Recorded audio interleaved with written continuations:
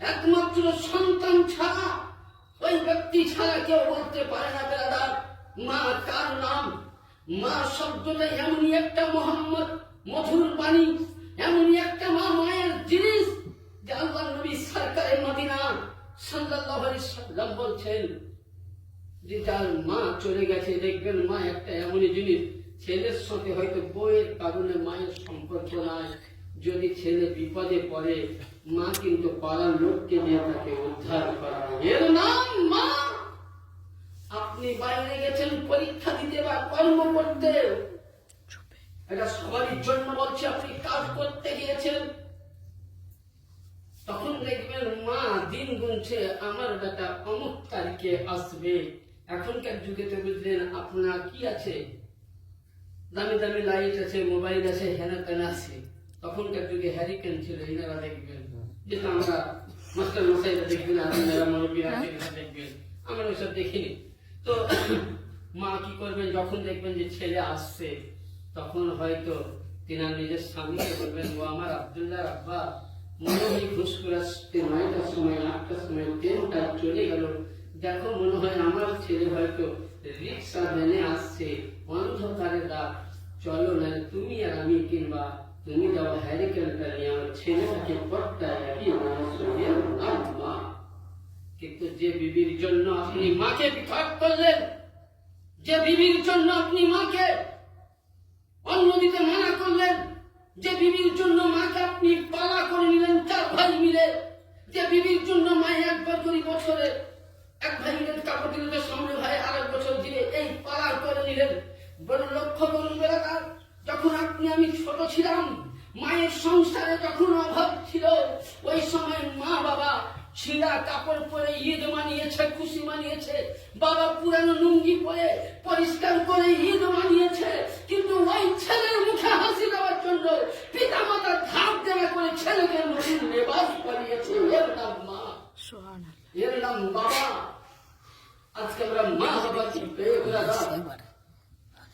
ভুলে গেলাম, মায়ের হক আদা করতে পারলাম না। পৃথিবীর মধ্যে 2 জন ব্যক্তি মায়ের দুধের ঋণ শোধ করেছেন, একজন আমার নবী মুস্তাফা, দ্বিতীয় জন আমার ইমামে হাসান ও হুসাইন ছাড়া জগতে মায়ের ঋণ শোধ কোনো বেটা পারেনি আর পারবে না।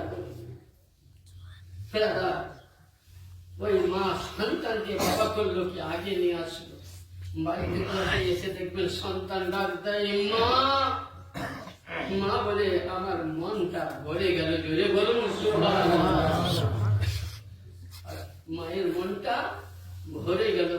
আর ওই সময় আপনার বিবি কিন্তু সহজে উঠে আসবে না, ও বিছানায় নাক ডেকে বুঝলেন নবাব জাতির মেয়ে ঘুমাচ্ছে, বুঝলে এসে কিন্তু ওর স্বামীর দিকে দেখবে না যে স্বামী খেয়ে আছে কি না খেয়েছে, বুঝলে সিগুরের ব্যাগটাকে ঘরে নিয়ে যাবে, ফস করে চিন্তা করবে কি আছে দেখা নেই।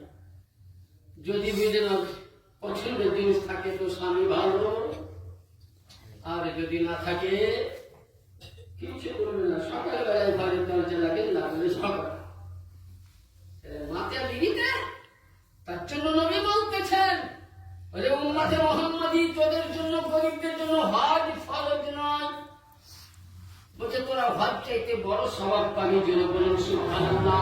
আল্লাহ নবী জিজ্ঞাসা করলেন ইয়া রাসূলুল্লাহ কি করে হতে পারে, বলছে বাড়িতে তোমার আব্বা আছে, বাড়িতে তোমার মা আছে, সেই মা বাবাকে তুমি করো কি একটা জায়নামাজ বিছাও, কিবলা মুখে বসাও, আর কিবলার দিকে পিঠ করে নামাজের মতন আদব করে এইভাবে তাহারিমা বসে বসে যেমন নামাজ পড়ো, এইভাবে তাহারিমা বেঁধে তুমি মায়ের চেহারা দেখো, বাবার চেহারা দেখো। বলছে 14 বার হজ করলে যে হজ মকবুল হজ হয়, যে হজ একজনের হজের দ্বারাই সারা পৃথিবীর হজ যাত্রীর হজ করতে হয়, মকবুল হজ করলে যা না স্বভাব আছে, মায়ের চেহারা বাবার চেহারা দর্শন করলে অতটাই স্বভাব আছে। আর আজকে লোকের ছেলেমেয়েরা প্রশ্ন করে মনে হিসাব আমার বাপ তো নামাজ পড়ে না, তোর বাপ নামাজ পড়ে তোকে দেখতে হবে, তোর বাপ খারাপ কি বদমাস কি হারামি তোকে দেখতে হবে, তুই পিতা মাতার হক আদা কর, তোর পিতা মাতার হক আদা কর, কারণ তোর পিতা মাতা যেমন দেখতেছে খোদার কাছে জবাবদিহি হবে, কিন্তু তোমার কর্তব্য হবে ছেলে তুমি তোমার পিতা মাতার হক আদায় করো। তাহলে বেড়াদা মায়ের সম্পর্কে হাদিস যদি বলা যায়, নবী বলতেছেন, দেখবেন প্রতিটা মাদ্রাসায় একটি কিতাব পড়ানো হয়, কিতাবটার নাম হলো উসুলে শাসি, শুধু কোরআনের ব্যাখ্যা, খুব পাতলা কিতাব। সেই কিতাবের মধ্যে কোরআন আয়াত আমি পড়বো না, অনেক সময় দরকার, কেবল পয়েন্টে পয়েন্ট আপনাদেরকে বুঝাচ্ছি, যেহেতু জলসা হয়, আমাদেরকে হাদিস পড়তে হয়। আল্লাহ নবী বলছেন পিতা মাতাকে উফ বলছে, মাকে এইভাবে চোখ যদি কেউ বলো, বলছে তোমার জিন্দগির ইবাদত সব ধুয়ে চলে। কত ছেলে মাকে রাখি মানে, আবার বললেন পাথর চাপড়িতে খাসি কাপায়। হ্যাঁ, কত ছেলে বাবাকে খেতে নেয় না, পাথর চাপড়ি মাথায় গিয়ে সিন্নি চলায়।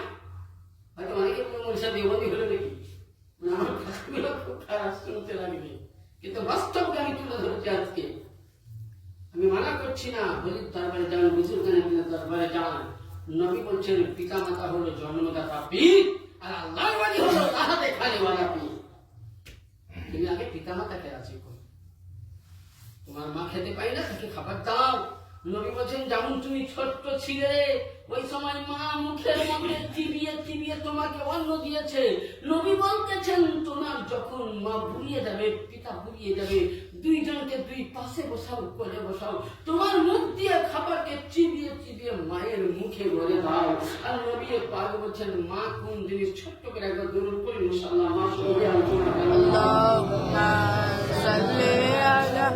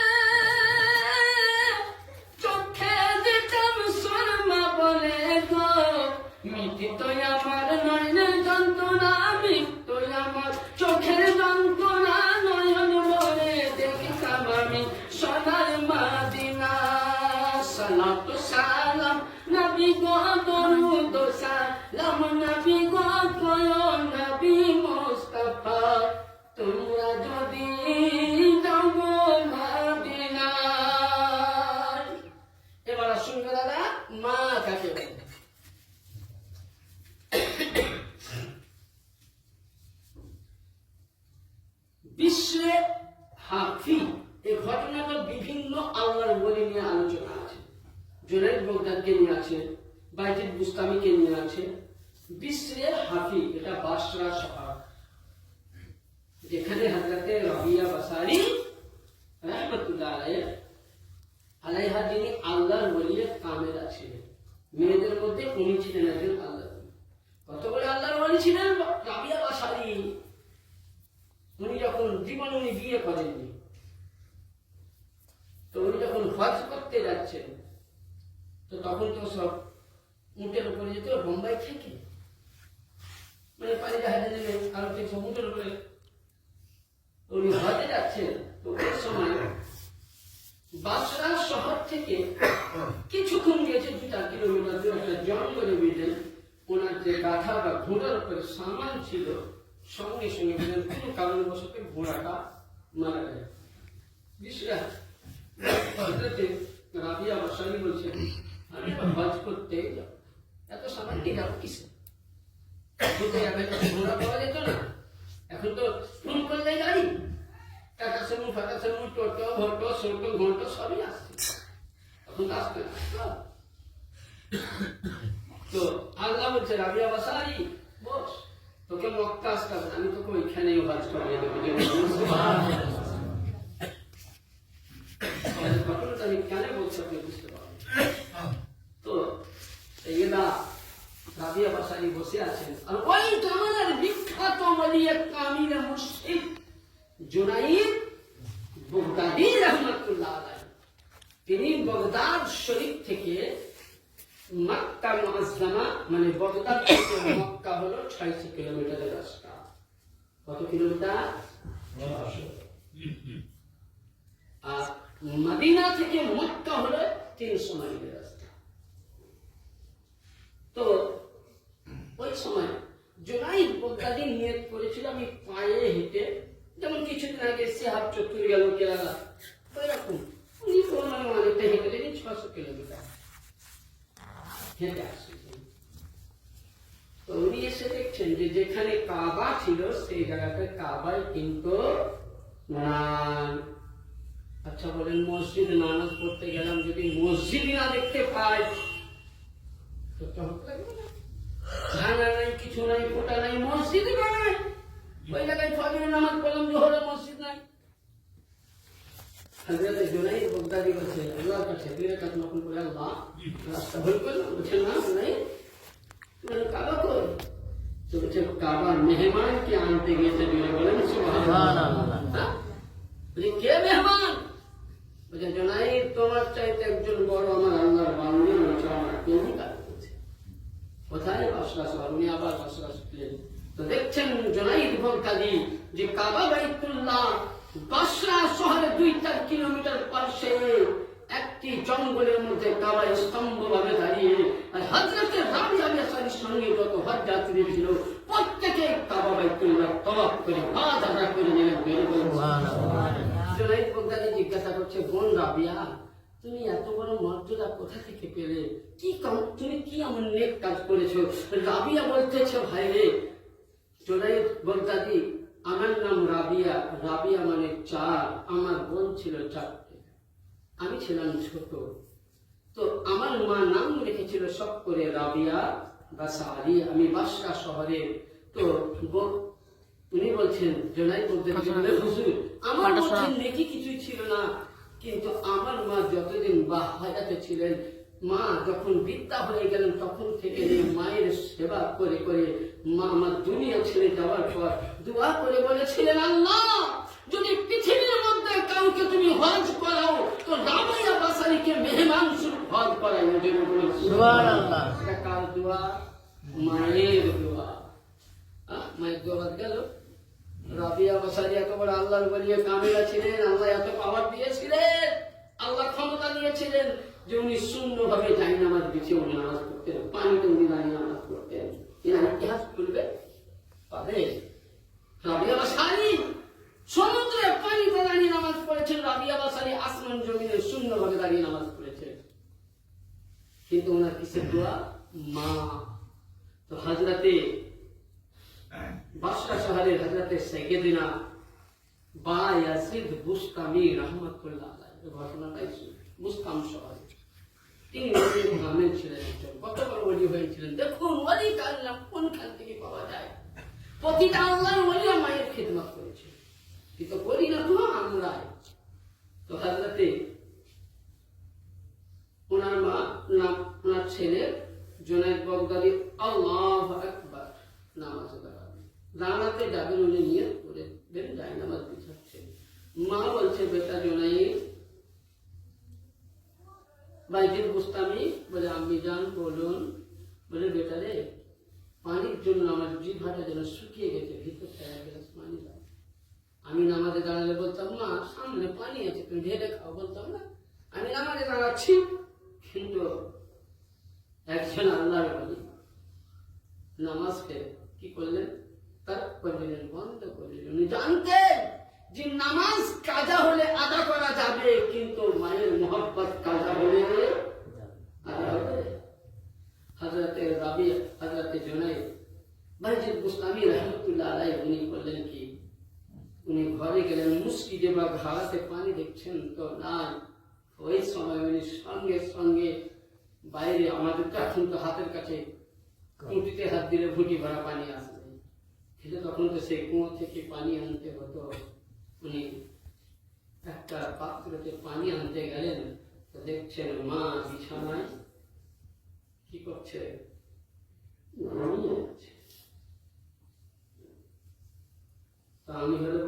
আম্মাজান পানিটা রেখেছি উঠাতাম, মা উঠে পানি খান, পানিটা রেখে দিলাম খান। তো উনি কি করলেন, পানিটাকে নিয়ে মায়ের পায়ের ধারে এভাবে দাঁড়িয়ে গেলেন। এশার নামাজ কি হলো, কাজা হলো তো কাজা, তাহাজ্জুদ কাজা, সমস্ত রাত্রির ইবাদত কাজা। ফজরে বলছে আসসালাতু খায়রুম মিনান নাওম। বুঝলে? আর একটা কথা বলি, কেউ রাগ করবেন না, মানে একজন বুঝলেন এমন করি আদান দিছে, বুঝলে, আদান যদি সহি না হয় তো নামাজ সহি হবে না। হবে একজন যেমন আদান দেবে আল্লাহ আকবার, আল্লাহ আল্লাহকে দেখলে খাওয়া আল্লাহ পাখি যাবে, বুঝলে। ফজরের দিকে নামাজ দিচ্ছে আসসালাতু খায়রুম মিনান নাওম, এটা নামাজ হবে? আরে মসজিদের মতো বলে আল্লাহু আকবার, আল্লাহু আকবার, আসসালাতু খায়রুম মিনান নাওম, মিনান নাওম। নামাজ অতি উত্তম ঘুম চাইতে, তাই তো? তাহলে এই নামাজে যদি আমরা মানে আজান শুদ্ধ নয় আর নামাজ যদি আজান দেওয়া হয় তাহলে নামাজ হবে না।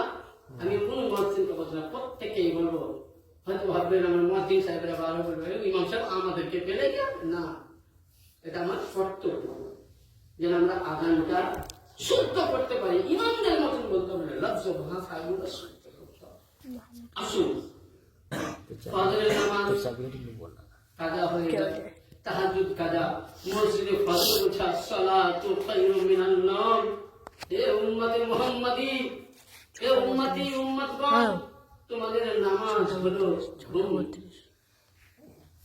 একজন অতি উত্তম সর্বোত্তম নামাজ আগে আদা করে, ওনার মা চোখ দুখানা মিলে আস্তাগফিরুল্লাহ রাব্বি মিন কুল্লি যামবিন ওয়া আতুবু তওবা নাসুহা করতে করতে কি করছেন, উঠছেন, তো চোখ খুলে দেখছেন ওনার ছেলে পানি নিয়ে দাঁড়িয়ে আছে, জোরে বলেন সুবহানাল্লাহ। উনি বলছেন বেটা বাইতুল মুস্তামি বলে আম্মি যান তুমি ঘুমাওনি? বলেন না আম্মি, আপনি পানি আনতে বলেছিলেন তো এসে দেখলাম আপনি শুয়ে গেছেন। মা বলছে বেটা রে তুমি ঘুমাওনি? বলে মা আমার এশার নামাজ কাজা। কাঁদছেন আর বলছেন মা আমার তাহাজ্জুদ কাজা, আমার ফাজিল কাজা। মা সঙ্গে সঙ্গে নিজের কাপড় বিছানাটা আল্লাহর দরবারে হাত চলে বলে বলেন রব্বুল আলামিন আজকে তুমি বাইতুল মুস্তামির নামাজ দেখিও না, আজকে বাইতুল মুস্তামির রোজা দেখিও না, বাইতুল মুস্তামির হজ দেখিও না, যে বাইতুল মুস্তামি ওয়াবিল ওয়ালিদাইনি ইহসানান, যে মাকে রাজি করেছে আল্লাহ, মায়ের কাপড়ের রাজ রাখো, তুমি মায়ের দামানের রাজ রাখো, যেন বাইতুল মুস্তামি বাকা বিল্লাহ হয়ে আল্লাহর ওলি হয়ে যায়। সুবহানাল্লাহ।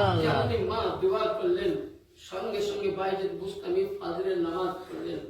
প্রতিটা মানুষের মৃত্যু আছে বাবা, কিছুদিন পরে বাইতুল মুস্তামি দুনিয়া ছেড়ে যাবার পূর্বে একটি সভাতে কিছু মুরিদরা জিজ্ঞাসা করছেন হুজুর কিছু জানার ছিল।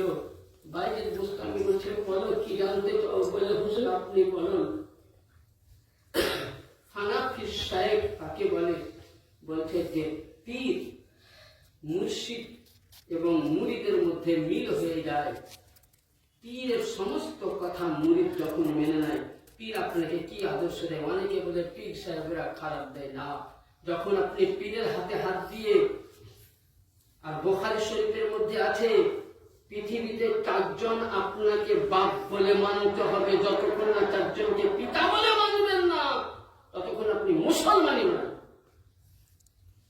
1 নম্বর আদি পিতাকে আদম, 2 নম্বর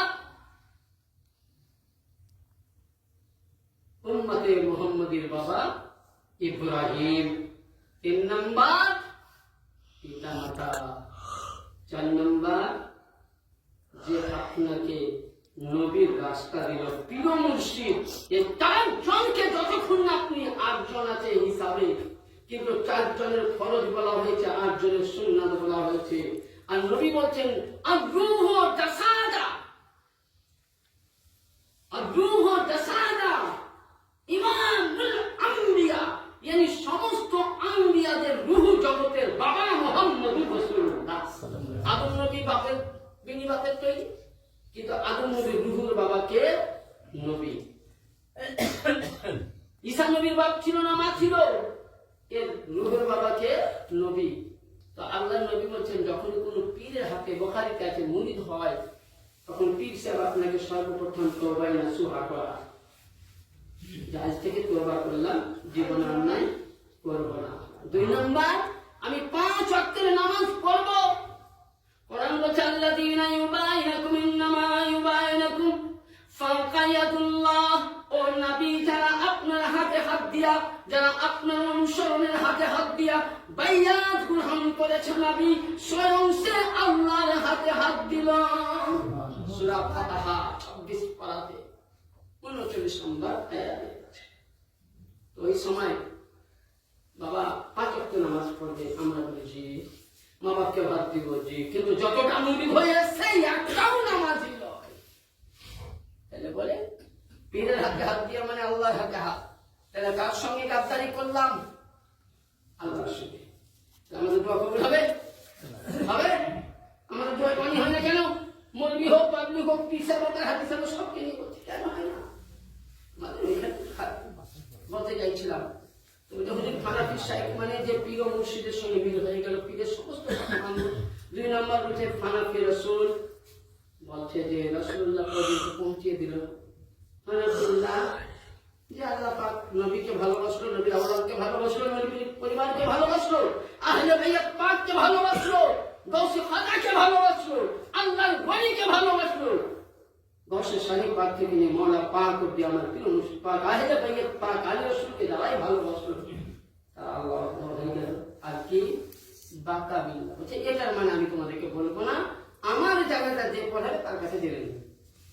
প্রতিটা মানুষের ইন্তেকাল হয়, কিছুদিন পরে বুঝলেন বা ইয়াজিদ বুস্তামি ইন্তেকাল করলেন, করুন ইন্না লিল্লাহি ওয়া ইন্না ইলাইহি রাজিউন। জানাজা পড়ার জন্য হাজার হাজার লোকের সমাগম হয়। জানাজা করতে গিয়েছেন সকলে, ইমাম সাহেব দাঁড়িয়ে আছেন, গ্রামবাসী দাঁড়িয়ে আছেন, বলে না হুজুরের হুকুম, পশ্চিম দিক থেকে একটা লোক আসবে, জানাজা পড়াবে। যাই হোক, পশ্চিম দিক থেকে আসলেন, উনি জানাজা শুরু করলেন। জানাজা হলো, ওনাকে মাটি দেওয়া হলো, মানে কবর দেওয়া হলো। দেখবেন সৌদি আরবের কবরের নিয়মটা আলাদা, আমাদের কবরের নিয়ম একটু আলাদা। ওখানে বেশিরভাগ সন্দুক কবর দেওয়া হয়, মানে বগলি সন্দুক, মানে ডাইরেক্ট সন্দুক নয়, তবে লম্বা সন্দুক, এটা হলো বগলি। আর বেশিরভাগ ওনাদের যদি লম্বা সন্দুক দেয় তো মাটিতে দেয়, না বাক্সের মধ্যে দেয়। কারণ আপনার যে হাদিস আমরা হজ করতে যাই, জিজ্ঞাসা করবেন প্রতিটা ওয়াক্তে 50টা করে ঝাড়া, প্রতি ওয়াক্তে। দেখবেন ইমাম সাহেব ওখানকার একজন দাঁড়িয়ে গেল, আসসালাতুল জানাজাতুল ফরজুল কিফায়া ইলাল মুসলিমিন আল জামাত। বলতে চাইছেন যে জানাজার নামাজ হবে, দয়া করে আপনারা কবর দিয়ে দিল। 2 থেকে 4 ঘন্টা পর আপনাকে যে খবরে শোয়া হচ্ছে, ওই কবরে পানি মেরে আবার লাশটা মানে পানির তল দিয়ে সমুদ্রে পড়ে যাবে। আবার ওই বাক্সটাকে উঠিয়ে আপনাকে দাফন করানো হয়। ওই তো জায়গা পাবেন জান্নাতুল বাকিতে। তো ওই সময় তো ওনার জানাজা হলো, ওনাকে দাফন মুবারক করার পর, মাটি দেওয়ার পর সকলে মিলে দোয়া করছেন। এবার যখন আমরা জানাজাতে দোয়া করি, কথা বাজে না? জানাজাতে কতি দোয়া আছে আল্লাহ নবী করেনি। আচ্ছা, খাদিজাতুল কুবরা কে? নবীর স্ত্রী তো, হ্যাঁ নবীর স্ত্রী কিনা? আচ্ছা, উনি জান্নাতি না জাহান্নামী বলে? কি আপনাদের কথা কি বলে, জান্নাতি না জাহান্নামী? জান্নাতি। উনি কার মা ছিলেন? ফাতেমা কুবরা মা। আর নবীর প্রথম স্ত্রী খাদিজা পাক যতদিন হায়াতে ছিলেন ততদিন উনি কিন্তু বিয়ে এখনো খাদিজাতুল কুবরা যখন ইন্তেকাল করবেন তো নবীকে বলছেন ইয়া রাসূলুল্লাহ ইয়া হাবিবাল্লাহ, আমি তো ইন্তেকাল করবো বুঝতে পারছি, তো নবী আমি যখন দুনিয়া ছেড়ে চলে যাব তো আমার কাফন যেন আপনার জামা কাপড়ে দিয়ে হয়, যদি বলেন আপনার জামা কাপড়ের কাপড় নয়। নবী পাক বলে তাই হবে। আল্লাহ পাক বলেন না রাসূল, আপনাকে জামা দিয়ে কাপড় দিতে হবে না। তো বলে কেন? আল্লাহ পাক বলছেন আমি খাদিজাতুল কুবরা যেদিন ইন্তেকাল করবে, খাদিজাতুল কুবরার জন্য জান্নাত থেকে আমি কাফন তৈরি করে পাঠিয়ে দিব। সুবহানাল্লাহ। তাহলে যে খাদিজাতুর জন্য কাফন আল্লাহ জান্নাত থেকে দিচ্ছে, সেই রমণী কি জাহান্নামী হতে পারে বাপজিরা? হ্যাঁ, সে খাদিজাতুল কুবরা ইন্তেকাল করলেন, আল্লাহ নবী নিজে কবরে নেমেছিলেন, তাকে দাফন দিলেন। দেওয়ার পর নবী আমার সহ সাহাবায়ে কেরাম মিলে, মদিনাবাসী মিলে খাদিজাতুল কুবরার কবরে দাঁড়িয়ে সূরা ইয়াসিন, সূরা মুজাম্মিল, সূরা রহমান, বিভিন্ন কোরআনের আয়াত পড়ে উনি দোয়া করেছিলেন। হাদিস বুঝা গেল যে মাইয়াতকে মাটি দেওয়ার পর তাদেরকে সামনে নিয়ে একত্রভাবে দোয়া করা নবীর সুন্নাত। যেহেতু খাদিজা জান্নাতি ছিল, তবে নবী রাস্তা দিলেন যে খাদিজা জান্নাতি উম্মতে মুহাম্মাদি, এটা তোমাদের জন্য রাস্তা দিলাম, তোমাদের আজকে গ্রামবাসী বললে মাটি দেওয়ার পর তোমরা দোয়া করো। জানাজার নামাজ তো দোয়া হয়ে গেল। আরে হ্যাঁ, যে দোয়াটা করো আল্লাহুম্মা গফির লিহাইয়িনা ওয়া মাইয়িতিনা ওয়া শাহিদিনা ওয়া গায়িবিনা ওয়া সাগীরিনা ওয়া কাবীরিনা ওয়া যাকারিনা ওয়া মুনসানা, আল্লাহুম্মা মান আহইতাহু মিন্না ফাহিম ইসলাম মান তাওয়াফাইতা মিন্না ফাতাওয়াফাহু আলাল মা। এটা একটা দোয়া, কিন্তু নবী বলেছেন এটা কখনকার জন্য। আমরা যখন দোয়া করি আল্লাহুম্মা গফির লিহাইয়িনা ওয়া মাইয়িতিনা, আল্লাহ বখশা জীবিতকে, মুর্দাকে, হাজিরকে, নাজিরকে, মরাকে, সরাকে সব আল্লাহ বখশা। যারা ইসলামে আছে তাদেরকেও, যারা নাই আল্লাহ তাদেরকেও নিয়ে এসে বখশে। কিন্তু সবাইকে আহ্বানের জন্য দোয়া করা হয়। আর নবী একটা না অনেক হাদিস আছে, নবী আমার অনেক সাহাবীকে নিয়ে অনেক জায়গায় দোয়া করেছেন। তাহলে জানাজার ময়দান বলে নয়, কবরস্থানে মাইয়াতকে সামনে নিয়ে কবর দেওয়ার পর দোয়া করা নবী অকথ্য দলিল সুন্নাতে রাসূল, মিশকাত শরীফ, বুখারী শরীফ সব কিতাবে আছে। যদি কেউ বলে নাই, তাহলে আপনি জানবেন যে বেটা বলে নাই, যে মৌলভী মোল্লা বলে নাই, যে পাবলিক বলে নাই, বাংলা পড়ি বুঝলেন তিনটা, পাবলিক জামাতের ওয়াহাবি দেওবন্দিদের তিনটা কিতাব পড়ি বুঝলেন, যারা নিজেকে বলে নাই তারা জানতে হবে পৃথিবীর মধ্যে দাঙ্গা ফাসাদ ইসলামের দুশমন, হাদিসকে মানে না, কোরআনকে মানে না। কারণ নবী তো হাদিসে কোরআনেই আছে, নবী দোয়া করেন কোরআন করবে, কোরআন শরীফে বলে নাই। আরে কোরআন বুঝতে হবে। হ্যাঁ, আচ্ছা কোরআন শরীফে কি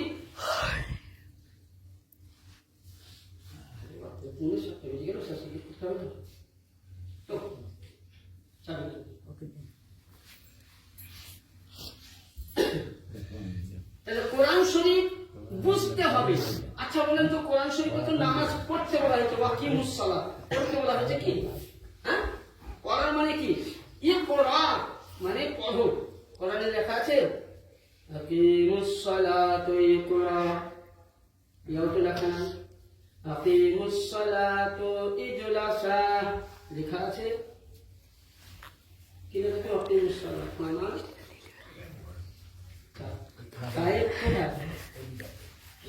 কায়েম আর পড়া আলাদা জিনিস। তাহলে এই নামাজকে নিয়ে যখন বিশ্লেষণ করবেন, তাফসীরে যাবেন, ব্যাখ্যাতে যাবেন, তখন বুঝবেন নামাজ কিভাবে পড়তে হবে, উঠতে হবে। তাহলে কোরআন হলো সংক্ষিপ্ত। দেখুন মাস্টার সাহেবরা বড় রচনা পড়ায়, ইতিহাস পড়ায়, দেখুন ছোট্ট করে থাকে, কিন্তু এনারা যখন বুঝায় তখন একটা বিশাল বিশ্লেষণ হয়ে যায়। তাকে আমরা আরবিতে বলি তাফসীর, এনারা বাংলাতে বলে পুরো তার ব্যাকরণ, বর্ণনা। কোরআনকে খুঁজতে জানতে হবে। আমার নতুন মৌলভী সাহেবকে যদি সমুদ্রে নামিয়ে দিয়ে বলেন মৌলভী সাহেব তুমি মতি খুঁজে তো পাবো, যে পাইলে পানি জাহাজ চালায় তারও ক্ষমতা হয় না। তো যারা মতি সংগ্রহ করে, কোনখানে কোন ঝিনাইকের মধ্যে মতি আছে, তারাই জানে, আমিও পাগল। ওদেরকে দিবেন, ওরা চট করে বলবে হাতে দিয়া মাত্র। আমার মতন মন বিষয়কে যদি আপনি হাতে দিয়া মাত্র যদি বলে কি আছে বলে, আমি কিছুই বলতে পারবো না। ওদের হাতে জানিয়ে দিবে, চট করেই বলে দিবে যে হ্যাঁ এটা তো মতি আছে না হীরা আছে। হ্যাঁ, তাহলে কোরআনকে সংগ্রহ করতে জানতে হবে। 3টা বাংলা বই পড়ি ফতোয়া দেওয়ার নবীর হাদিস আছে। 3টা বাংলা বই পড়ি যে কোনো জায়গায় মিলাদ মাহফিলে লেকচার দেওয়া পাবলিকের জন্য হারাম আছে। সে যতই বড় মাস্টার, তাকে যোগ্যতা কোরআনের ব্যাখ্যাকারী হতে হবে, যোগ্যতাকে কোরআনের মুফাসসির হতে হবে, তাফসীর কারক হতে হবে। তো বলতে চাইছিলাম, তো জনাই বাইরের বুস্তামি আপনারা দিয়ে যাওয়ার পর বলছে হুজুর একটা কথা জানা ছিল, দোয়ার পরে অন্য দোয়া হলো। তো বলছে হুজুর আপনার কাছে একটা জিনিস জানা ছিল বলে বলো। বলে হুজুর 3টা জিনিস জেনেছিলেন, একটা পানিয়ানি বলে বাঁকা বিল্লাহ। তুমি বলছে বাবা তোমরা বাঁকা বিল্লার ব্যাপারটা বুঝতে চাও না দেখতে চাও? বলে হুজুর বুঝার পূর্বে যদি একটা হাদিস নিয়ে ঝামেলা হলো আর আপনাদেরকে মুখে বলার পরে আমি একটা কিতাব খুলে পড়ে শুনে তো সেটাই আপনার গ্রহণযোগ্য হবে। তো উনি বলেন দেখান। তো ওই সময় হযরতে বাইজিদ বুস্তামি নিজের উনি সামনে বললেন তোমরা আমার দিকে লক্ষ্য করো। উনি নিজের মুখের যখনই পর্দাটা উঠিয়ে নিলেন, প্রত্যেক জানাজা ব্যক্তি বলেছিলেন যে হুজুর আপনি তো ইন্তেকাল করেছেন। ইনি বলেছিলেন কাবলাল মওত বাদাল মওত, যে মরার আগেই মরে যাই সেই হলো আল্লাহ। জানি আমি এত বড় হয়েছি আমার মায়ের কিসে দোয়ার বরকতে, মায়ের দোয়াতে আমি আজকে নিজের জানাজা নিজে পড়ালাম। মান আরাফা নাফসাহু ফাকাদ আরাফা রাব্বাহু, যে নিজেকে চিনল সে খোদাকে চিনল। দয়াল রহমান কে পারে বুঝিতে তোমার শান। কবি নজরুল ইসলাম মুহাব্বতের সহিত বলছেন, কারণ যতটা পৃথিবীতে কবি আছে সবচেয়ে আমার প্রিয় কবি হলো নজরুল, যেহেতু আশিকে রাসূল ছিল, জীবনায় খোদা ছিল। তাই বলছেন দয়াল রহমান কে পারে বুঝিতে তোমার শান। মুর্দাকে জিন্দা করো, মরার পরেও দিতে যান, পাক কালামে আছে প্রমাণ। ইব্রাহিমকে বলো তুমি পুত্র কুরবানি করিতে, ইসমাইলকে বলো তুমি সবুর করে রহিতে। জোরে বলুন সুবহানাল্লাহ। ইব্রাহিমকে বলো তুমি পুত্র কুরবানি করিতে, ইসমাইলকে বলো তুমি সবুর করে রহিতে। আবার ফির ছুরিকে মানা করো, না কাটে ইসমাইলের জান, কে পারে বুঝতে তোমার শান। আরে আইয়ুব নবীকে পরীক্ষা করো সর্বঙ্গ জুড়িয়া, আরে বনে গেলেন তত্তা ছেড়ে আল্লাহ আল্লাহ করিয়া। আমাদের একটু জ্বর হলে বলে নামাজ পড়বো না, আমাদের নিচে পানি নিচে মানে নিচে। আর শয়তান আল্লাহ কেন আল্লাহ আইয়ুব নবী তোমাকে ভালোবাসে, দেখো পরীক্ষা যে এক রকমের ব্যাধি দিয়েছিলেন যেটা পুজ। উনি বললেন যে সুবহানাল্লাহ, যদি আমি পুজ নিয়ে গ্রাম দুষ্ট হয়ে যাবে। উনি জঙ্গলে চলে গেলেন। ওনার 11 জন স্ত্রী ছিল, কেউ কাছে ছিল না। হযরত রহিমা খাওয়া ইতিহাস আপনারা পাবেন। বিছানায় সজ্জিত হয়ে গেছে, তবে কিন্তু উনি নামাজ যেটুকুনি ছিল ইবাদত কাটা করেনি। তাই বলছি আইয়ুব নবীকে পরীক্ষা করো সর্বঙ্গ জুড়িয়া, আরে তত্ত্ব সিংহাসন ছেড়ে বনে গেলেন আল্লাহ আল্লাহ করিয়া। এই 18 বছর ফিরে আবার পেলেন সিংহাসন, কে পারে মৌলা বুঝিতে তোমার শান। ও দয়াল রহমান কে পারে বুঝিতে তোমার শান। আল্লাহুম্মা সাল্লি